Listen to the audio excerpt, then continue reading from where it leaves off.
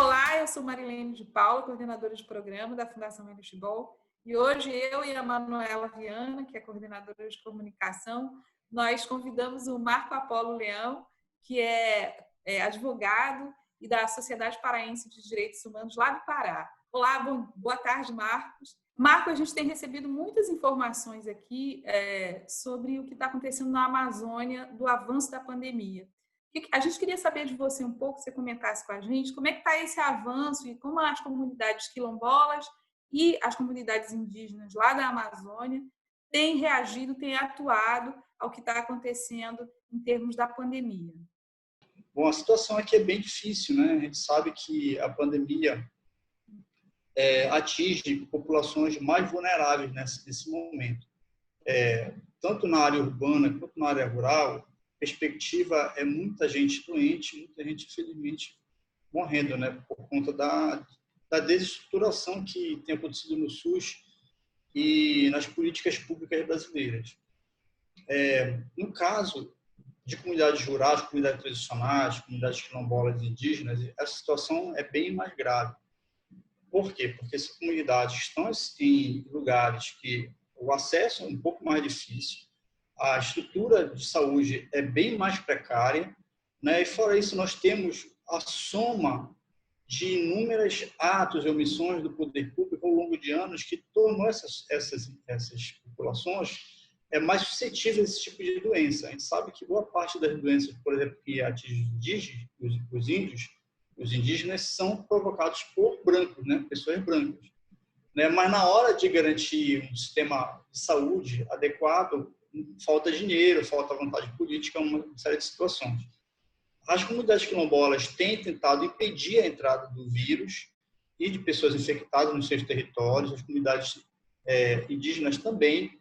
Porém, a verdade é que existem muitos casos de infecção e existe também um abandono muito grande por parte de CESAI, FUNAI, governo do estado, prefeituras e governo federal, né? Mas, por outro lado, a gente sabe que essas comunidades têm reagido, né? E a SDDH e outras entidades aqui no Pará têm tentado ajudar nessa reação.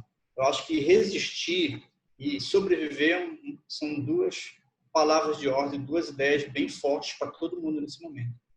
E, Marco, a gente tem recebido muitas notícias sobre o avanço do desmatamento, mesmo durante a pandemia, né? Você podia comentar um pouco como é que está essa situação? O desmatamento, na verdade, é um crime de lesa humanidade que tem sido praticado por vários governantes, em especial o governo Bolsonaro, né?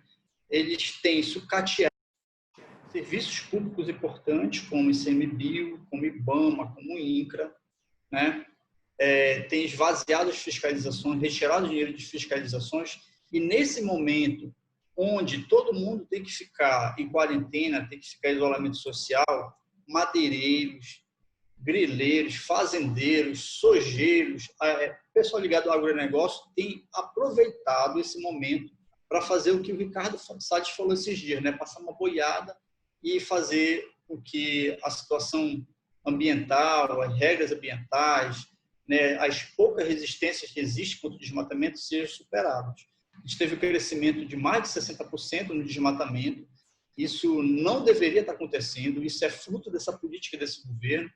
Mas, embora isso tenha acontecido, a gente tem denunciado. Nós já fizemos uma denúncia recente às organizações aqui do Estado do Pará contra a violência que ocorreu contra as fiscalizações.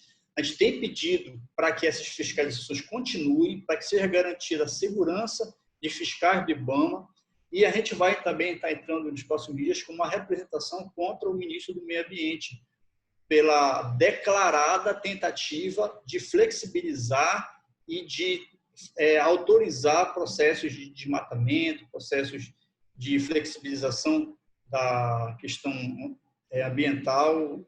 Então, a nossa tentativa agora vai ser de denunciar tanto o ministro quanto essas políticas do governo Bolsonaro.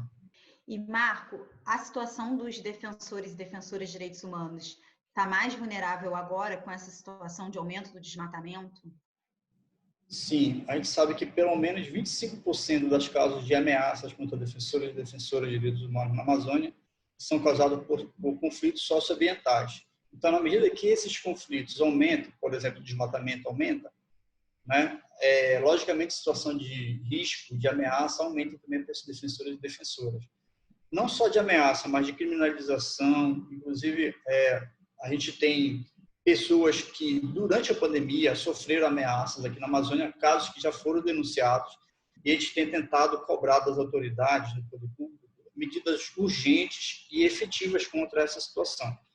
O programa Defensores de Direitos Humanos no Estado e nível federal, com esse governo, volto a repetir, o governo Bolsonaro, foram políticas fragilizadas, é mais uma irresponsabilidade que tem acontecido, porém, ainda assim, a gente sabe que os movimentos sociais, as organizações de direitos humanos, essas lideranças de direitos humanos, elas não vão retroceder na tentativa de evitar esses abusos, né? Nós temos redes de solidariedade, estamos atentos a essas ameaças, estamos apoiando companheiros e companheiras nessa situação de pandemia, certo? De várias formas, e a gente quer também passar uma mensagem para todos os companheiros e companheiras não desistirem, procurarem organismos como o Ministério Público Federal, Ministério Público Estadual, ou mesmo entidades como a STDH, CPT, Terra de Direitos, porque a gente não pode deixar que esse processo de morte avance sobre a Amazônia. Marco, uma coisa que a gente acompanha também é a atuação das grandes empresas aí na Amazônia, que, em geral, muitas delas são responsáveis pelos grandes problemas que a Amazônia tem em termos ambientais. Assim. Nesse momento de pandemia, como é que está sendo a atuação delas aí? É uma atuação muito hipócrita dessas grandes empresas. Causam um caos social, elas fragilizam a sobrevivência dessas comunidades e, na hora que vem uma pandemia dessa, em vez dessas empresas abrirem mão dos seus lucros e efetivamente contribuírem para políticas públicas estruturantes nessas cidades que elas ajudaram a destruir, elas vêm distribuir cestas básicas e fazer propaganda em cima dessa situação, como se fossem boas samaritanos ou bons samaritanos. A gente sabe que a mineração ela não é um serviço essencial nesse momento. O que ela deveria era dar férias para os trabalhadores, não permitir que esses trabalhadores fossem infectados e ter acontecido o contrário, né? Estão mantendo os trabalhadores em atividade e propiciando a propagação do vírus. Então, a gente espera que o poder público reaja diante dessa hipocrisia dessas empresas.